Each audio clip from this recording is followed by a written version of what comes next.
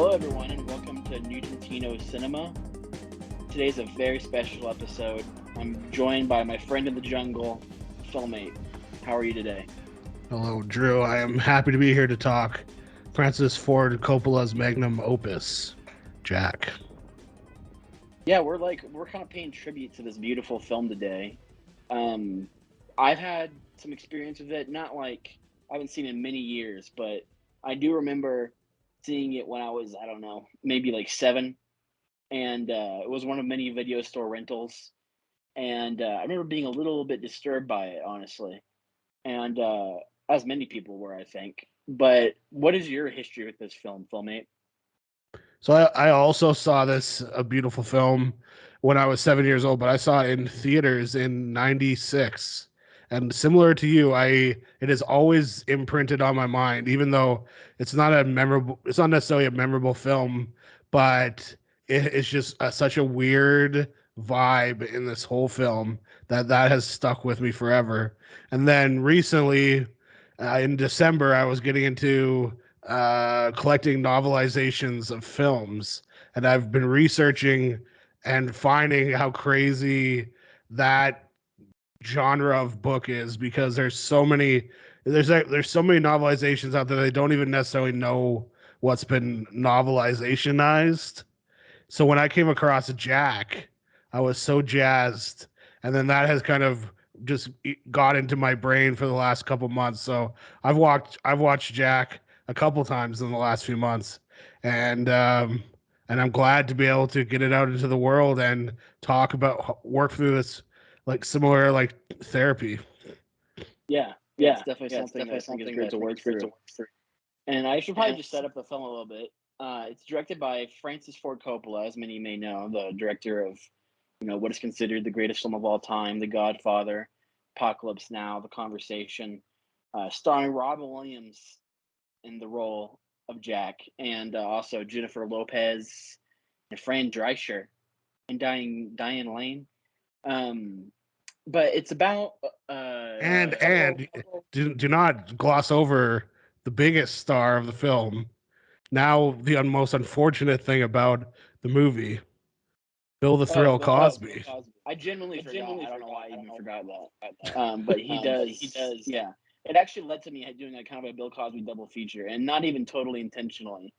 And it wasn't exactly a double feature because I didn't watch them back to back, but I watched them in very close proximity. But after this, as I talked about on a recent episode of Mouth Breathers Radio, I've been obsessed with Elliot Gould, and I watched a movie called The Devil and Max Devlin, where Bill Cosby plays Satan. So it was an interesting movie. It was an interesting pair of movies to watch close together. But yeah, I, it also. I think he Go ahead. I think he also plays Satan in this movie. Yeah, yeah, you can definitely say that. Um, but so it's about a couple who has a child, and this child is they realize that he has a disease that makes him grow um, much larger than he would normally grow. So, and it's weird how they set it up because later they say he basically lives cat years. So that when he's 100, so when he's 28, he would be like 114. And there's a part where like he's like they're talking about what they want to be when they grow up, and he's like, "What do I want to be when I grow up? I want to be alive." But but yeah, so that was something I found odd. Apparently, this is a real disease, but it's not anything like it's portrayed in this movie. It's more like somebody who's 25 may look older, like they may look like they're 40 something. And Yeah, they mention it in the film progeria, but yeah, it's progeria. I was not. trying to remember the name. It's not. Yeah, like you said, they just kind of gloss over this whole thing. And at the very beginning, I don't want to skip too far ahead because I actually want to talk about the opening sequence, which has a lot of very weird stuff in it. Yeah, My first note is 1 minute and 4 seconds into the film, I'm already disturbed by this movie. But what we're referring to is after Jack has been birthed, the doctors are just like basically he'll live a normal life. He's just living 4 times faster than everybody else. basically, it's sort of like a reverse, not reverse, maybe reverse. I don't know, however that works. Benjamin Button before Benjamin Button. But also, I watched an interview with Francis Ford Coppola talking about why he made this movie, and basically he just chalked it up to he just wanted something to make. Uh, because he was just trying to crank him out at the time, I guess. But he said basically the concept was like Jack, or not Jack, Big. There's the movie Big was very popular. It's not exactly like that, but it's still the idea of a grown man playing quote unquote a child. They were doing that, but they were bringing this strange concept to it. And yeah, Drew, so guess basically, what? Big is also creepy. Big is also a creepy movie. So they watched that and they were like, let's just make that again, but make it more creepy. 10 times more creepy in my opinion. Um, I mean, there's something about a grown man playing a child that's just creepy in itself, but they go out of their way to make it way more creepy in this movie. But so just to finish off the plot, like, or just the synopsis, they have a kid. When he's 10, he looks like a 45-year-old man. They're homeschooling him, but his teacher or his tutor, played by the great Bill Cosby, um, suggests that he should go to school, which I thought was weird. It's like, why not? Like, this is not gonna work. This is a terrible idea to send him to school. But they do it, and it just goes through his trials and tribulations as he tries to adjust to school, as the kids at school try to adjust to him, try to accept him, and it goes through all of his strange and zany adventures and his adventures in love as he goes to school. Again, a 10-year-old's Yeah. adventures in love is so their characterization of Jack as a 10-year-old and then the other 10-year-olds and then their relationship, particularly with like sexuality, is so strange. You think one way and then they go somewhere else. You can never lock down. Are these kids like, are they sexually awakened, or are they hating girls, or what? It's so weird how they balance it. And Jack is all over the place. Well, should we get into that now? Because I have some thoughts on that. Well, Um, I just want to touch on the opening scene because the opening scene, I think, maybe brings brings to light some of the weird sexualization in this mhm. film. So at 1 minute and 4 seconds, we see, and I sent a photo around. I'm assuming you saw it. I don't know if it Yes, stood out to you when you watched the movie, it didn't when but I saw the movie. it's referred to as the pig lady. But if you look at, should I send this photo over again to you? Will you be I've able to seen see? it. I know exactly what you're Yeah. talking about. So if you've seen this, so it kind of looks like a pig lady, but if you start really looking at this costume, it's like this person is dressed up as just like a multi-breast like creature. And the reason that I say this is because you look at the face, which should have a snout, but it's just a breast on the face.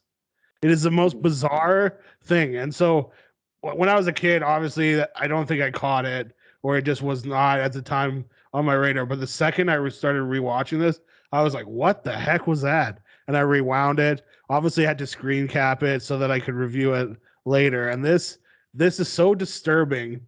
So I looked it up. I thought this was PG. This movie's actually PG-13 for sexuality, which is Weird. I didn't know very, that. very interesting.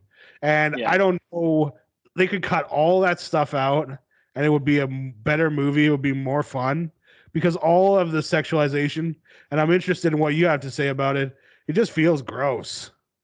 It definitely feels gross. Um, I have some thoughts on like there's some shady stuff about Francis Ford Coppola that I don't even know if I should go into because I feel it's going to kill the vibe. But You're talking Jeepers Creepers, dude. Is that what we're yeah, going to talk about? Okay. yeah. I'm glad you brought it So up. It's in my notes, so yeah, and just so whenever I think about this weird sexualization and weird cow creatures in the background, I start to think like, is he some Illuminati guy that's just trying to put some stuff in there? Like, I'm slightly joking, but it does. If you read some stories about how Francis Ford Coppola defended the Jeepers Creepers director, they're pretty disturbing. But and that was before this, so it's weird to go on to this and and for him to insert weird sexualization into this quote unquote children's movie. and the stuff that we have is like, so the kids are all about like, oh, we gotta like look at penthouses and we gotta look at Hustler, we gotta look at Swank, and like they're naming magazines I don't even know what they are. These kids are so like they're so like off the rails in regards to their horn doggedness. And that's how Jack kind of endears himself to the group, is that Lewis convinces the group that Jack had bought this penthouse, which he eventually goes on to do in one of the worst scenes in the film, because there's a lot of Robin Williams improvisation that doesn't make any sense for a 10-year-old to be improvising this way. Um, but that, so they're all looking at that, and there's a whole scene where it's like, oh, you think our moms look like that? And there's like all this stuff, and The first thing it you think just was your mom. it just feels really, really weird. And then we add on, so in the novelization, they build up to it a little bit better. So Lewis has Jack go up to a girl and try to like ask the girl out for Lewis to go to a dance. And so there's this dance in the novelization that is really just kind of brushed over in the film.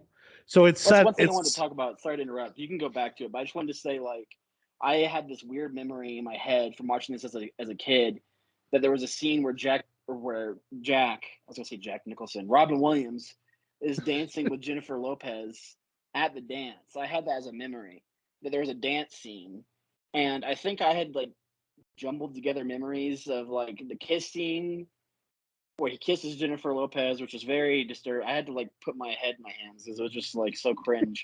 But I feel like I jumbled that together with when he's with Fran Drescher at the strip club. Maybe I had like, because they're kind of dancing there, but yeah, there's no actual dance scene or school dance in the movie. so they build it up in the novelization that there is this dance, and that the expectation is that the friends are kind of their first time, like, okay, maybe we should take a girl kind of thing.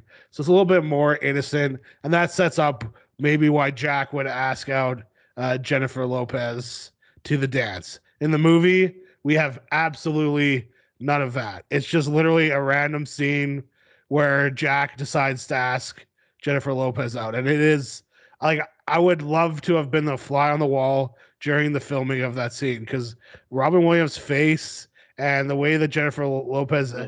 reacts to him, and then the way that sequence ends is crazy. It's I literally hate crazy.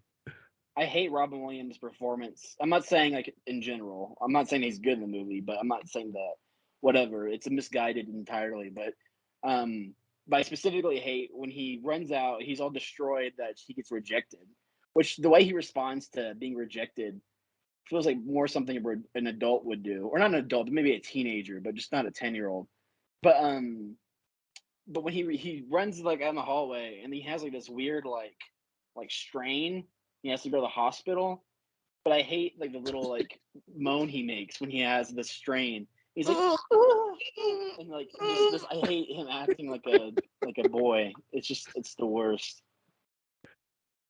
So there's that. So basically, he like has a broken heart, and then he runs away from home and goes to a bar, and that's pretty much the whole plot of the movie. So in the novelization, he goes to the dance and he sees Jennifer Lopez with, we presume, like a boyfriend or a husband, and so he's already ran away from home to go to the dance, and then he has to go somewhere because it's raining, and that's how he ends up at the bar, because he finds Yeah.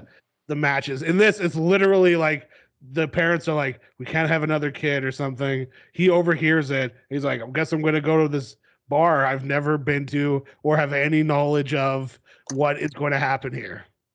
Well, one thing I'll say about that, just to play devil's advocate a little bit. I'm not saying it's good. It's certainly not. But like, I feel like one, they're just trying to play on like jokes of like putting him a quote unquote kid into adult situations. And I feel like they've also set up a little bit like the kids teaching him about things he didn't know about. So now because he knows he looks like an adult, he sort of just takes advantage of exploring them. But like whenever they do those things, it always feels creepy. One, and any jokes they make like in relation to it are just lame. So yeah.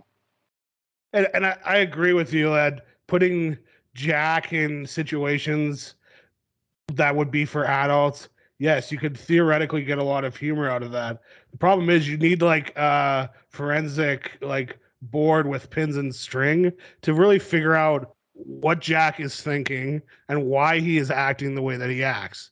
And then you start thinking about that by the time all the kids are like, we love Jack, we want him back. And you're like, why? What has he done in this movie aside from play basketball? Not very well, to be honest, and like They do had a a lot of really fun dumb in the dance. treehouse. Had a But lot of fun in the but treehouse. even that's just like a few kids, and then all of a sudden, like hundreds of kids are like, "We love Jack." And if the movie should have built up. If we're gonna do this, like he's with this crew, and they realize we have an opportunity here. We can get cigarettes, we can get alcohol, and then they should have pushed it to the point where they like dare him to go into the bar or something, and then that's too far.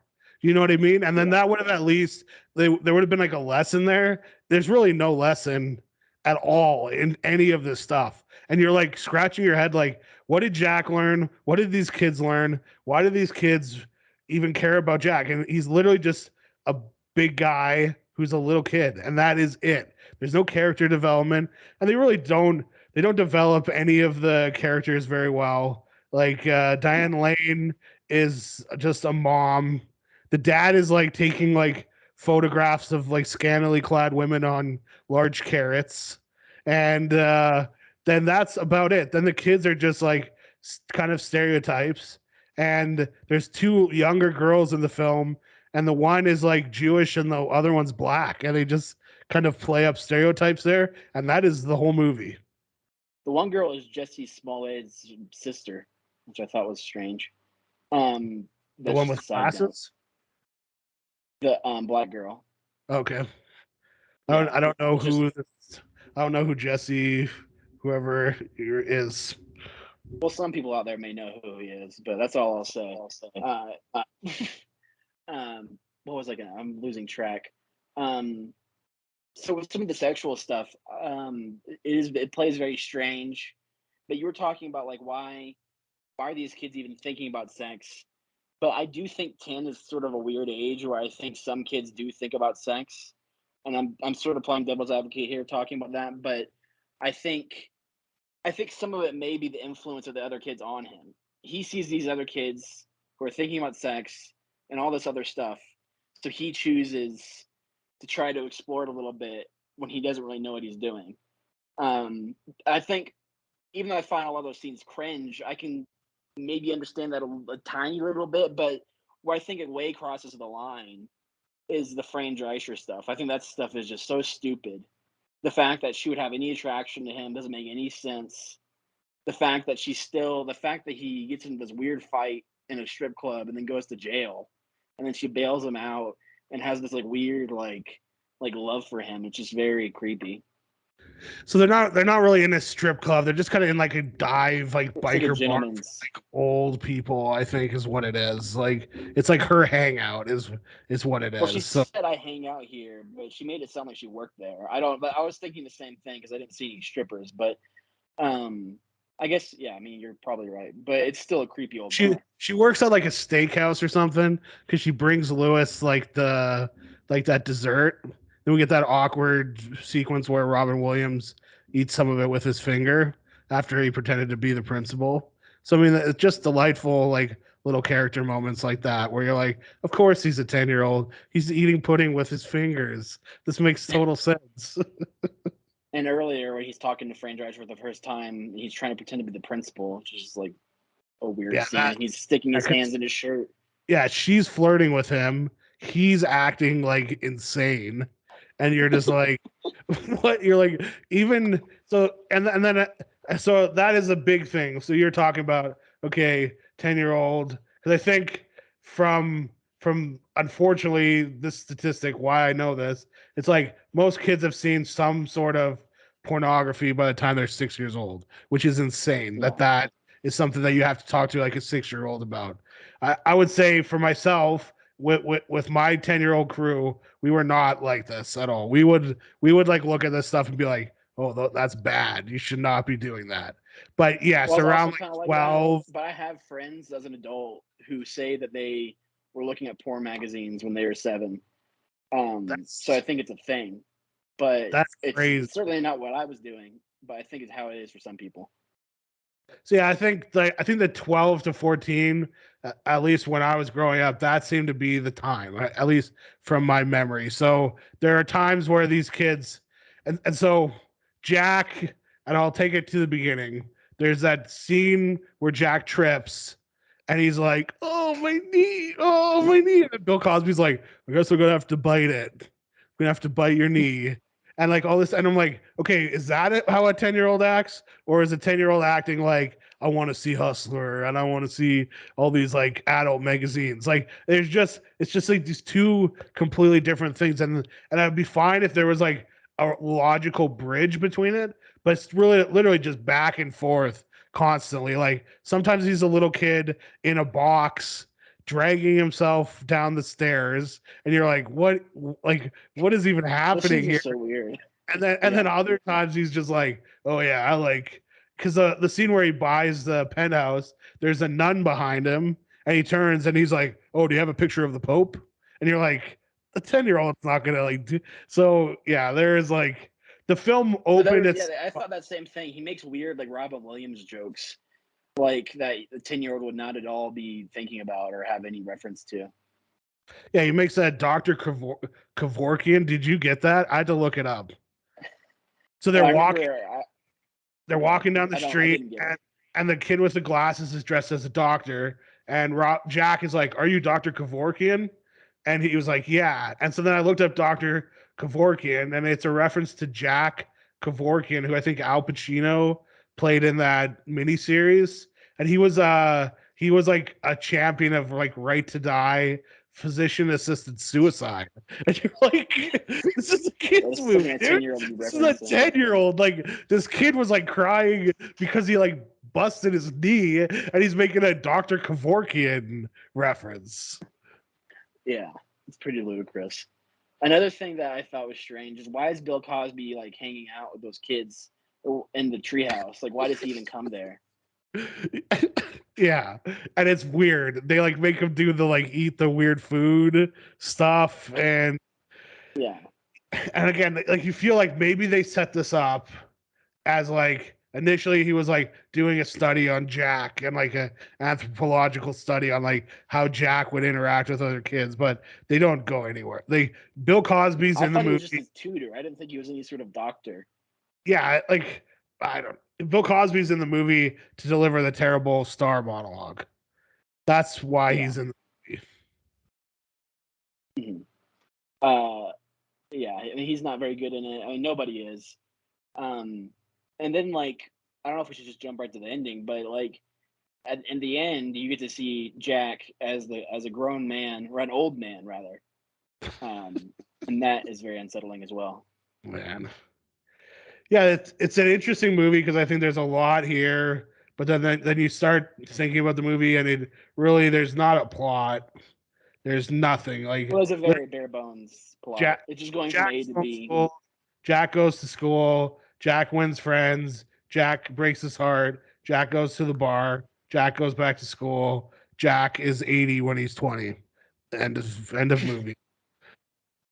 I think the dumbest thing is that about like the whole age thing is that he lives in cat years. Like, why does he age to 80 when he's 20? Like, it's just so strange, and it's just completely like science fiction. I mean, I don't know. I don't have any idea if this ever happened. I don't think it has. I mean, it sounds insane, but yeah. Yeah, so let's get to the law. If we're going to talk logic about this, so he's born at 2 months and he's full term. How would her body be able to handle that? And it's kind of like it's almost like played it, Like, it even just though happened.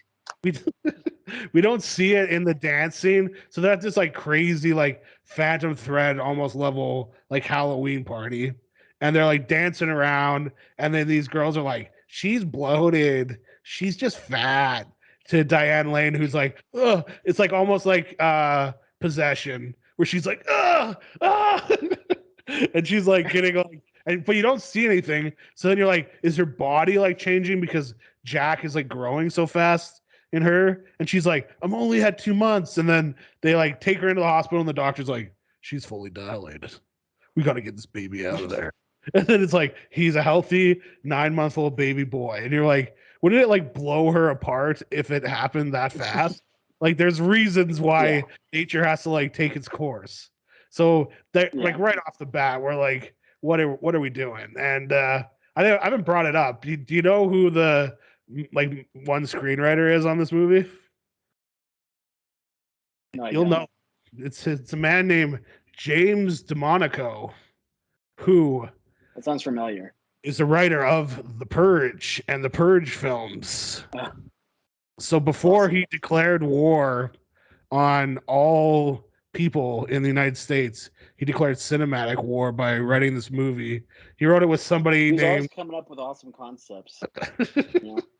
he wrote it. This was his first score, or sorry, not score, his first script, and he wrote it with some guy named Gary Nadeau, who never really went on to do anything else.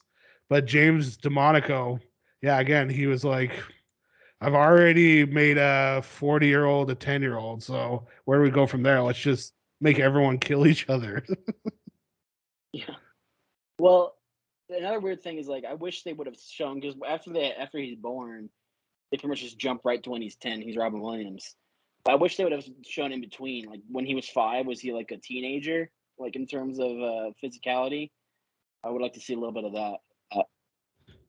Yeah, that's a very interesting thought. Or like them having to like carry him around when he's like 2 years old, but like an 8, or you know what I mean? Like, so do they have like Mhm. it would have been funny to see like custom like cribs and like custom like strollers that they have to deal with because it does Yeah, at yeah, first it seems like they might have been like going for like an Edward Scissorhands kind of vibe because the opening is like the kids are like there's a monster that lives in there and then there's like clouds behind them and it's like okay, if this happened, this would be public knowledge and everyone would know Jack would yeah, not be able to yeah, get away with anything. And yeah, instead, yeah. they seem like so surprised, so that even when he like goes to school, they don't even give him a desk that fits him. And you're like, okay, they've prepped the school. Everyone is like, this is Yeah. gonna be a weird situation, Let's and have him nobody sit in was this like, tiny desk. let's just get him a chair. They're like, he has got to sit at a tiny desk, and you're like, just like, again, you hate to be like cinema sins, but that's what you have to Mm. do when they get this like stupid with a concept because you're just pulling your hair out trying to make sense of it. Yeah, for some reason I can't think of a lot of examples, but I feel like in the '90s, like these high concepts were like a thing. And I remember as a kid, I liked high concepts, and I don't think I had a knowledge of like I like high concepts, but I just naturally was attracted to them. I think that's why I wanted to see Jack because it's this weird movie about Robin Williams playing a kid. And I feel like there's other movies like that. I mean, obviously, Big is like that. That's a high concept, and I loved Big when I was a kid too. But Well, I'd say I feel like there's a lot of other movies out there. this is like a direct response to Mrs. Doubtfire because they're like Yeah, Mrs. Doubtfire was huge. Robin Williams can play an old lady. Let's just make him play a 10-year-old. That's yeah, genius. And then so they're like, we need another Mrs. Doubtfire. They're like, he's 10 years old, but he looks like 40. And they're like, yeah. you're a genius. I'm going to give you $45 million to make this movie. I read a weird piece of trivia on Wikipedia that John Travolta wanted to be in this movie, but Disney had a contract with Robin Williams, and this movie was guaranteed to him as a part of his apology contract because they screwed him over in terms of royalties for Aladdin or something like that. I don't know Really? if there's any truth to that because it sounds weird. So like John Travolta would have been playing a Jack. Yeah, Why would you maybe why he's in would you want response to to the come off Bubble Boy. why would you want to come off Pulp Fiction and be like, I want to be a 10-year-old? Well, we all know he didn't make the greatest career choices. I could see him. I could almost see him thinking that. Yeah, but I think The what reason did he I, or go ahead. Broken Arrow after Pulp Fiction? Like at least he's working with John Woo. Yeah, but I will watch an interview with Francis Ford Coppola, and he said that the main reason he wanted to make the movie was because he wanted to work with Robin Williams. That's about it. So I question how true that little piece of trivia is because it seems like it was all about Williams from the beginning. I mean, maybe John Travolta wanted to make it in the script stage before Francis Ford Coppola was even attached, but who knows? If it was made now, we would have like we'd have like a cinematic universe of actors who like played different ages. So we'd have Jack, Robin Williams as Jack. We'd have John Travolta as Big. We'd have Brad Pitt as Benjamin Button, and they would all have to like team up on a sweet adventure. Oh, we'd have what's her name, Jennifer Garner as 13 going on 30. So I mean, we could actually have a pretty fun group of people that could make an awesome movie. I actually just had a mind blowing connection. So this movie is sort of a weird, not rip off, kind of rip off, but a response to Big with Tom Hanks. And Benjamin Button is a weird kind of rip off, not really, but response to Forrest Gump starring Tom Hanks. What are the odds of that? So yeah, I mean, I think Tom Hanks is just like a high concept kind of dude, right? And that's like everyone wants to like. I mean, we didn't get too many people getting thrown into volcanoes after Joe versus the volcano, but that Yeah, would have been nice. So yeah. brass tacks, Drew. I'm gonna ask you straight up: do you like this movie? Well, we've pretty much torn it apart. But what I was gonna say is, while I don't think it's a good movie, and I think there's so many stupid things about it. I I'll spoil my star rating right now. I give it a 2.5 on Letterboxd, and the only reason I go that high is because I do get entertainment value out of it. I think it's a very easy watch. And even though I said Robin Williams isn't very good, there's many parts that make me cringe. I find him entertaining to watch on the screen. Maybe it's nostalgia or something. Um, I don't know. I enjoyed the movie. There's weird little things like I feel like the kids in the movie act like kids. I feel like the way they bully him is realistic, or just the things kids would say.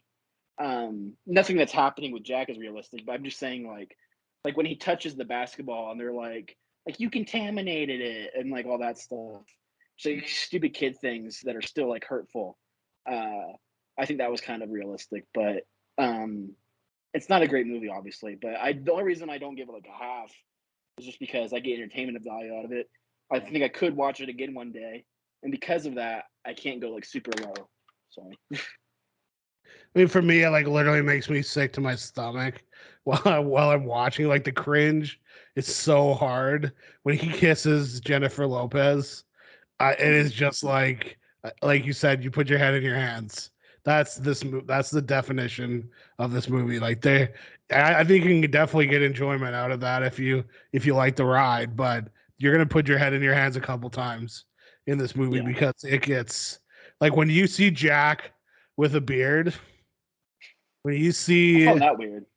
the door Yeah, sli- the door slowly opens and Bill Cosby enters the room and Jack turns towards the camera and he's full beard. You're like, so what? These parents are just not taking care of him at all. They're that's like, let's exactly what I thought. Like they're acting like he's going through a grown man depression. There's a cliched version of a grown man depression where he doesn't shave and he holes up in a room for however long. But why are his parents allowing this to happen? That doesn't make yeah, any sense. he's still a 10-year-old. Yeah, And there's like a little bit of an element of like kind of like a Richie Rich thing where it seems like they like have made like a paradise for him in the house. So they've got like all the crazy guns that they're like shooting with, but they know I'm inferring a lot from like a couple shots where they have these guns. I feel But like a regular family could do that, but it's just very elaborate. They probably wouldn't put in the time. it's just again, you're like they're still parents and she's in particular worried about him. So I don't Yeah. think parenting 101 is like leave your 10-year-old to just sulk and be depressed in his room and so that he's And like are they not not teaching him really anymore? Is taking he not in homeschool? Like yeah. it doesn't. Yeah, I it seems like she's saying that he's refusing to leave and but it really seemed like her response is but I'm digging so much more into this film than what is presented. It's literally just she says he can't go to school, he gets mad, and then that's it. There's not any other like interesting thing that happens. Yeah. Well, all the kids chant that they want Jack, or can Jack come out and play? Uh, so that's a I mean, beautiful I scene. guess, like, I guess the interesting thing, and I use interesting loosely, is the shooting star monologue that that Bill Cosby gives Jack. And do you think that is warranted? Do you think that metaphor even makes any sense? Because he's like, "Yeah, have you ever seen a shooting star, Jack?" And Jack's like, "No, never seen a shooting star." And then he's like, "It's very rare." And it's not rare. You can see it pretty much I guaranteed to see it all the time. see a shooting star. I looked it up after he said it. And it's like 2 an hour on an average Well, night. And somewhat, yeah. so then why? And he's like, it's so rare, and it lights up the whole night sky. And you know what, Jack, you're a shooting star. And I'm like, why? Because he just looks old. He has done nothing. And I guess I'm getting into like what I would want would be like cliches. Like the little girls are like, our ball's stuck in the tree, and he's like, don't worry, I got it. And then everyone like appreciated him because he's like big and he can like do stuff, and like they Becomes like a appreciate him superhero for it. But he never for the does children. anything like that. Yeah. Yeah, they definitely don't handle it very well, and a lot of the stuff doesn't make any sense. And it's just like it's weird because this is a Francis Ford Coppola movie. I mean, everybody talks about that, but I don't think he necessarily directs it badly. I mean, he doesn't direct it well either. He just does it. But I think the main problem is just the script. It's just a horrible, horrible script. So yeah. So did was there a point where you ever felt like genuine emotion towards what was going on? Did the sequence again? His speech at the end is also crazy. Like I don't get the moral. I don't. Drew, explain it to me. What am I not getting to bump this up 2 stars? I need to know. I feel like they were saying something like just live your life while you have it, make the best of what you've got, something like that. That's what I got out of it, at least. And that's like the same moral that like Benjamin Button kind of suggests, right? Except Mm-hmm. it gives us a full life where this is literally just from the perspective of a 10-year-old. And I feel like Well, this 10-year-old is only gets to live to like 28, apparently. and I just feel like this is geared towards kids. So why are they going to be like, yes, I should stop caring about school. I should stop doing serious stuff, and I should just fart in cans because that's living. Yeah. Well, I thought maybe they were hoping that the 10-year-olds would think wow, Jack made the most of his life, and I'm gonna go out and make the most of mine. But yeah, it's not. It's certainly not pushing that message in a great way. I'm wondering what's like the Nugentino cinema budget for these cinema talks, because I would like to do a focus group with 0. like 10 to 14-year-olds about this movie. So Mhm. I mean, am I allowed to fundraise like a couple G and we can put together a focus group and then do like I'll just be behind a mirror and I'll just be like watching what these youths have to say about this And then the movie. light flashes on by accident. They see the man of the ape mask sitting there. Yeah, That it'll would be be like, awesome. oh, this is awkward. No, I think it's a great idea. Yeah. But yeah, it's not. I haven't seen it in a very long time. I thought it was very stupid, but I got some trashy enjoyment out of it in the same way Jay may get trashy enjoyment out of my so-called life or whatever he's watching now. But yeah, I mean that's all I have to say about that. One last thing that I haven't brought up. Michael Kamen's score in this is pretty bonkers. The whole basketball game sequence, which plays out a fair bit of the score, which I think is called the basketball game. Do you remember that bit of score? I can't remember it like in my head. It's like I boop, boop, remember like there being boop, some boop, upbeat boop, music, but yeah. boop, boop, boop, boop, boop. Boop, boop, boop, boop, boop. I think this like it escalates really weird. And even the score is just unsettling to me and makes my stomach sink a little bit. It's just the vibe of this is just so off and weird. So I would say this is like a cringe compilation of a movie. It must be watched just because of that. You're guaranteed to come away like we had questions. You will you will find questions of your own when you watch this movie. And I think that's the most glowing thing I can say. It's one of the worst movies I've ever seen, half star, and I find almost no redeeming qualities about the film at all. So go into it knowing that, but then kind of go into it with Drew's childlike wonder, and maybe you'll give it a 2. Maybe. Um, yeah. I mean, I think it must be seen to be believed.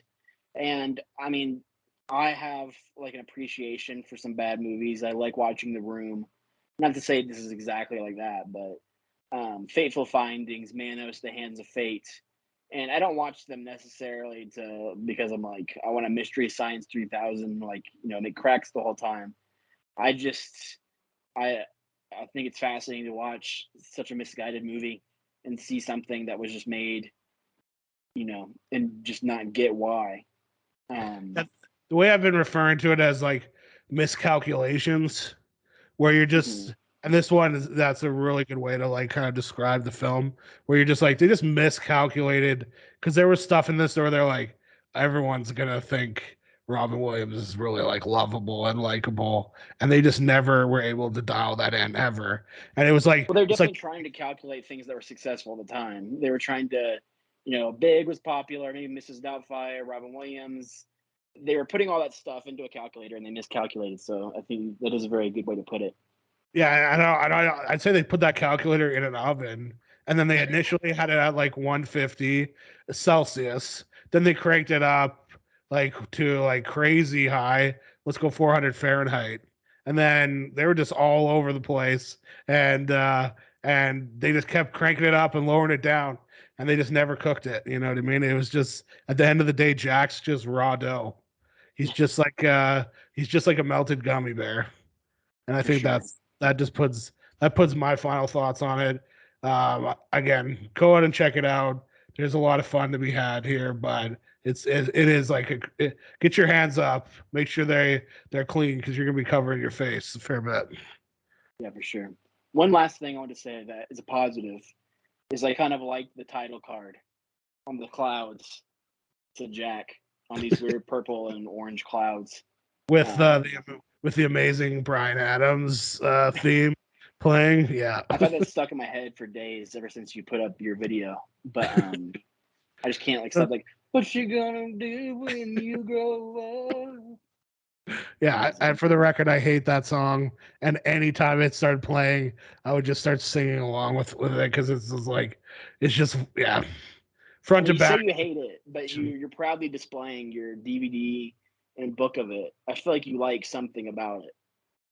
Yeah, there's like reasons to collect these things for future generations, right? So I want we should learn from our past mistakes. If things are forgotten, then they will repeat themselves. And Mm. while we've already technically repeated this with another terrible movie, Benjamin Button, I'm hoping to remind people so we do not get another repeat of a repeat. Yeah, for sure. I actually might have to pop on Benjamin Button tonight because I have not seen that in a long time. But yeah, I think I've pretty much said everything I've had to say. Um, is that about it for you, FilmApe? Yeah, it's been a pleasure talking about this. I love that I got to rewatch it twice in 1 year. This is amazing. Get that DVD spinning, get the dust off it. So I appreciate the opportunity. Yeah, no problem. Thanks for being here. And yeah, thanks everyone for watching, and we'll see you next time. Bye.